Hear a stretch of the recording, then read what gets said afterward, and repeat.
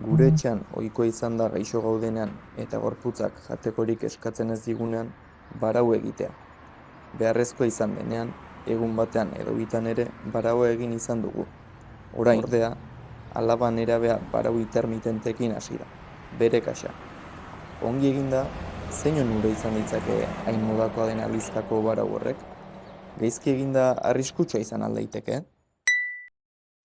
Aldizkako baraua azken urteetan oso modan jarri den elikadura eredu bada.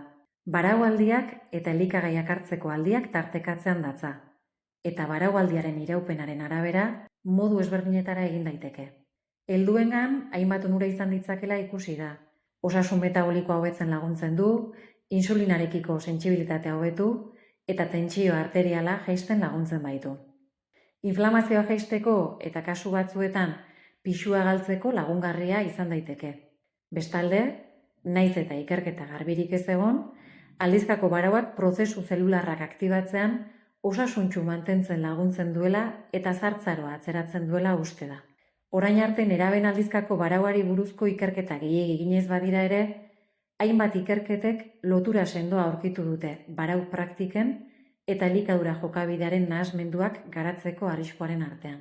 Lotura hori neska neraben artean aurkitu da bereziki.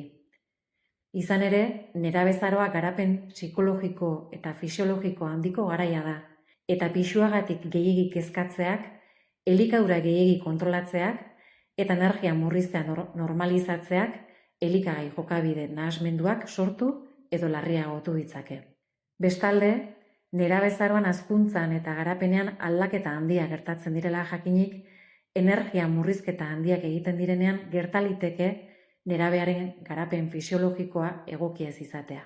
Nesken kasuan, amenorrea hipotalamikoa izenez ezagutzen den hilerokoaren galera ere eragin dezake.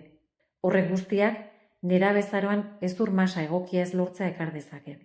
Horrez gain, ikerketek erakutsi dute, kaloria murrizketek bereziki nerabeen kasuan, gogo aldarteari eragiten diotela eta suminkortasuna, antsietatea edo kontzentrazio arazoak sort ditzaketela. Horrengatik guztiarengatik, nerabeek egunerokoan aldizkako baraua jarraitzea ez da gomendagarria. Elikadura eredu hori jarraitzea soilik kasu zehatz batzuetan egongo litzateke justifikatua, eta osasun profesional baten gidaritzapean jarraitu beharko litzateke.